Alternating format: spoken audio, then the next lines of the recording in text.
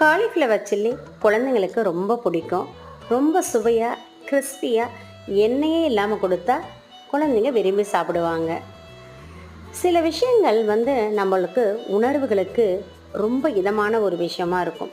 அது பெரும்பான்மையாக சாப்பிடும் பொழுது மனசு ரொம்ப சுகமாக இருக்கும். இந்த மாதிரி எண்ணெயில் பொரிச்ச ஐட்டம் எல்லாருக்குமே ரொம்ப பிடிக்கும். இந்த காலிஃப்ளவர் சில்லி எண்ணெயே இல்லாமல் எப்படி செய்கிறது அப்படின்னு நம்ம குயிக்காக பார்க்கலாமா?